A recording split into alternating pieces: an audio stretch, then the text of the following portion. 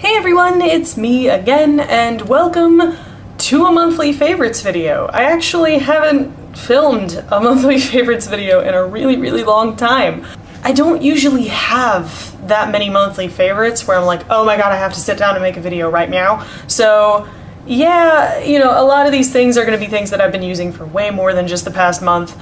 But yeah, I figured I'd make one just because I have enough of a collection amassed now that I can kind of talk about some of my favorite products really for the last couple months. The weather here in Japan has been absolutely insane for the month of July. It's been in the high 90s Fahrenheit and like 90 to 100% humidity, crazy humid, crazy hot, like pouring sweat within seconds of walking out the door.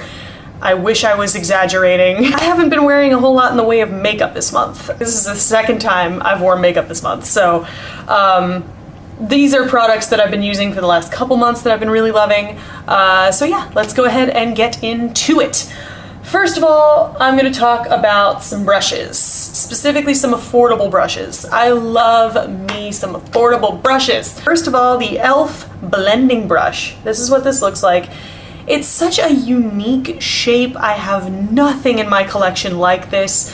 It's so tiny, so it's nice and portable. It's just so cute, and it's very good at kind of buffing in foundation. You could do contour with it. I've done highlight with it. I've done, you know, under eye setting with it.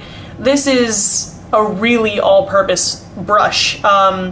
The one thing I would say you probably couldn't do with this is blush, and that's only because it's so dense, but it's very soft. It cleans really well, and yeah, I've been absolutely loving this little brush for face. Like, love it, need it in your life. So moving on to kind of eye brushes for a brief moment, I do have two e.l.f. eye brushes that I got recently that I absolutely have been loving. First of all, the e.l.f. blending brush looks like that. It's a lot thicker than I thought it would be, but it's very soft, has just the right amount of stiffness to really blend eyeshadow quite beautifully. It's nice and big. It reminds me of the size of a new MAC 217.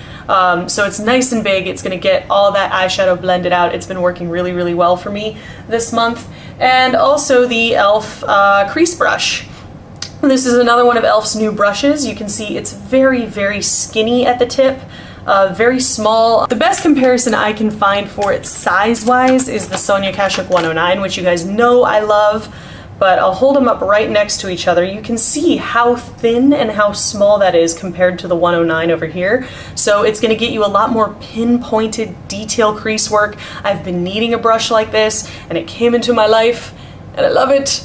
So it's the perfect example of something like I thought this was going to be a dupe for the 109. It's not, and that's a good thing. Now we're going to move into a foundation that's probably going to surprise some of you, because if you know me, or if you're, you know, if you know me personally, if you have me friended on Facebook and things like that, you know that I didn't have the best experience with this foundation the first time I tried it, and that is Estee Lauder Double Wear.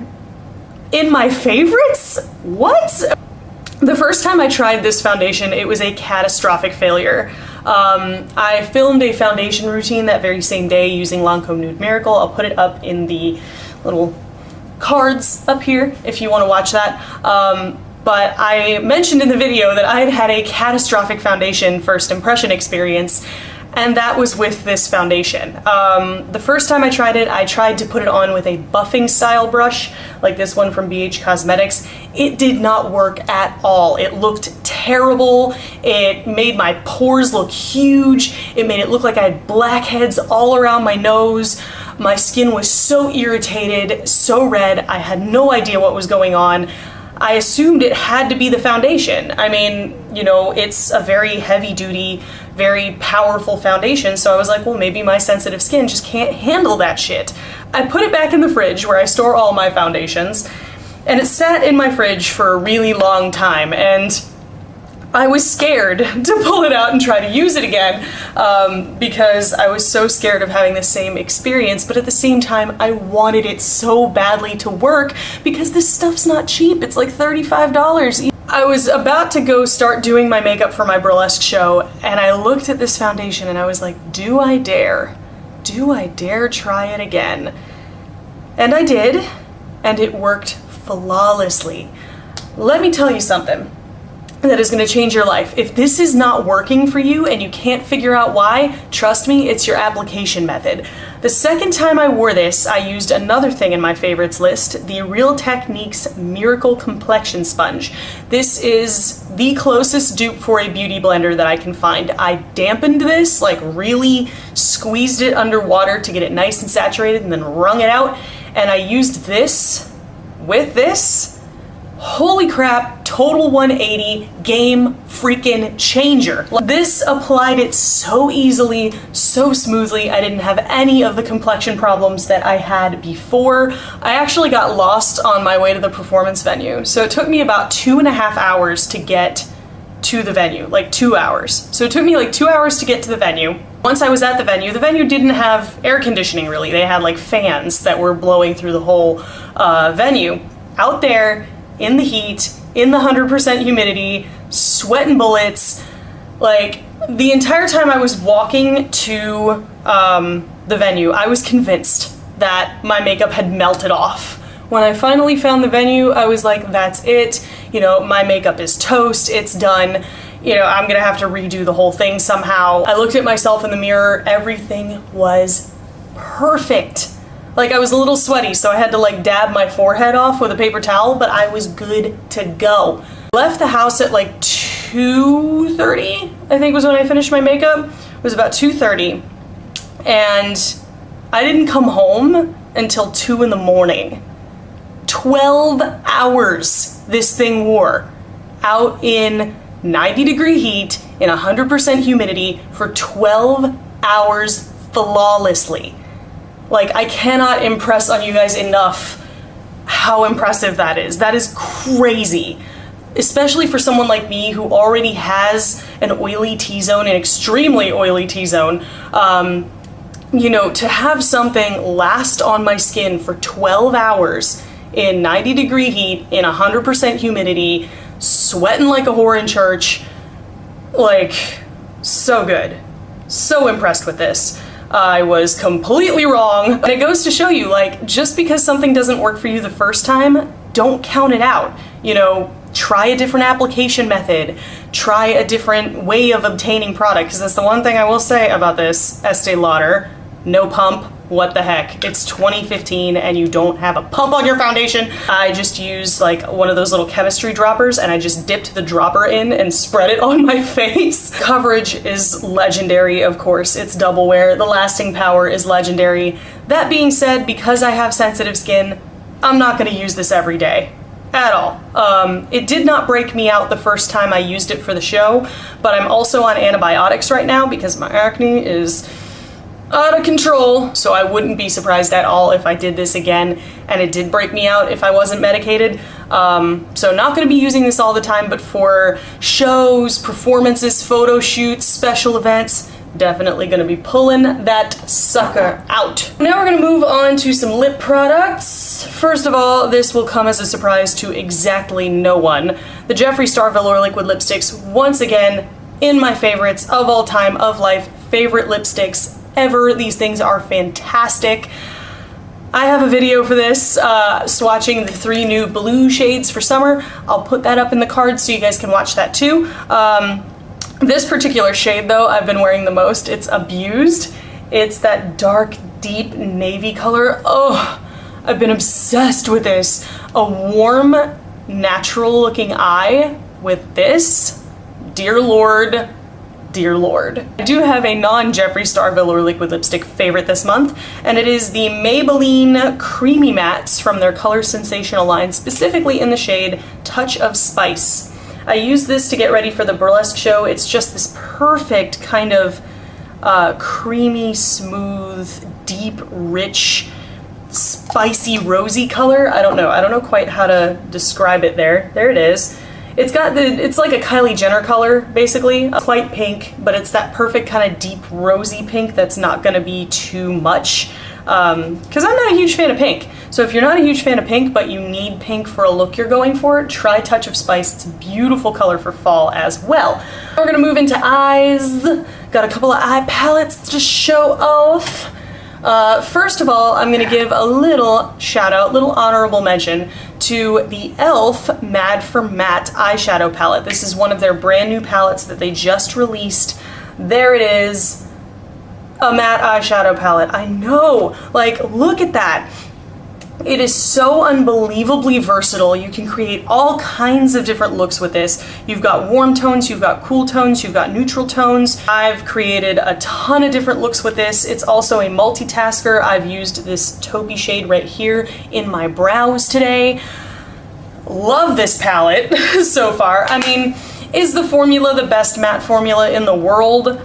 I wouldn't say so. These can get a little bit patchy at times. Some of the colors are better than others, definitely, but still, for 10 bucks, solid palette. Solid palette. Well done, e.l.f. Next in the eyeshadow palettes of the month is an oldie but a goodie that I happened to pull out again the last couple months and have been using pretty much constantly. It's the Lorac Pro palette, the original Pro palette. I hadn't used this thing in ages, and what is wrong with me? Because this palette is beautiful. If you are looking, like I've told my friends before who are just foraying into makeup, they're just starting to, you know, get their big girl makeup kit together, and I keep telling them, if there is one palette that you're going to get of all the palettes in the entire world, if there's one that you pick up, let it be the Lorac Pro or the Lorac Pro 2. They are standards. They have every color you could possibly need to create anything from a really, really soft, natural eye for work or daytime to a really deep, smoky, colorful eye for evening time. The formula is legendary. It's amazing. So easy to work with. Love, love, love, love, love this palette.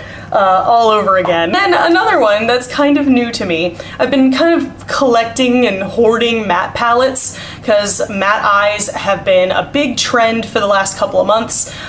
So I've been kind of hoarding all of the matte eyeshadow palettes with the intention of doing a big comparison video, like the battle of the matte eyeshadows, to see which palette stands above them all. If you're interested in seeing that, thumbs up this video. This is the Too Faced Natural Matte Palette. Now, initially, this was not even on my radar. I wasn't even going to consider picking it up for the Battle of the Matte Eyeshadow Palettes video. I wasn't going to pick it up to review. It was just, I mean, these little Too Faced palettes, they're really, really nice for people who, again, are just foraying into makeup. They don't make videos for makeup on YouTube the way I do. They don't do makeup professionally. They just need the one little natural palette that's gonna get it done. But for how much these normally cost, they're like $36 or $38, and you're only getting 9 eyeshadows. So honestly, like, for someone like me who does makeup pretty frequently, you know, I'm a burlesque performer, I do it as a part of my job, I do it for YouTube, I have a lot of makeup and I like to have a lot of variety in my makeup. And so something like this normally isn't too useful for me, but I looked it up on Sephora's website and I was seeing everyone ranting and raving about how amazing this palette was, and I was like, all right, you know, this normally goes against everything that I usually do when it comes to eyeshadow, but screw it. I will go ahead and get this little palette.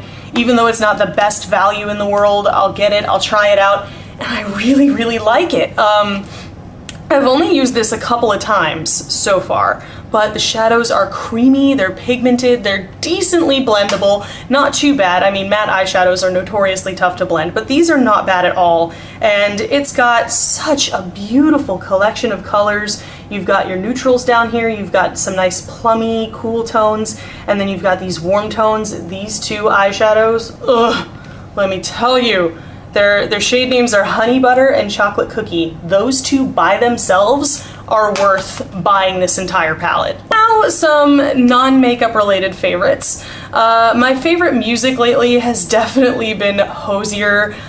dear God, that guy. I know I've probably featured him in a favorites video before, but if you guys haven't gotten his album, what are you doing? It is the best thing of life. It is one of those albums that I can just listen to on repeat over and over and over again and never get tired of it. One of my acts uses one of his songs, so it's just, I'm in love. I'm in love with that beautiful Irish man. The Used I've been getting back into since I'm seeing them in concert on Monday. I'm so excited. I've been getting back into their music. Their new album, Revolution, is fantastic. It's very political for them. Normally they're a little bit more on the personal side, and they went political for this album, but I'm not mad at it because it's still really good. The YouTube channels that I've been addicted to, first of all, The Beauty Vault. I have to shout her out. Irina, you were absolutely right. She was the one who recommended I use a damp beauty blending sponge with the Estee Lauder Double Wear Foundation. She was the one who gave me that recommendation, and it worked beautifully, so thank you, girl. I will leave the link to her channel in the down bar. She's fantastic. She's so funny. She's so real. Like, fantastic, beautiful person. Her makeup looks are stunning.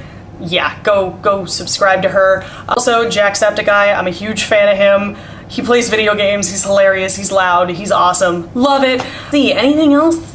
Oh, my burlesque show. Let's talk about that. So this month, I also performed burlesque in Japan for the first time ever. It was a huge honor. I mean, the show was pretty small. It was in a little bar, but it was very cozy and very homey, and the venue was great, and my acts went over really well, and I already have another show coming up in early September, so that's really exciting.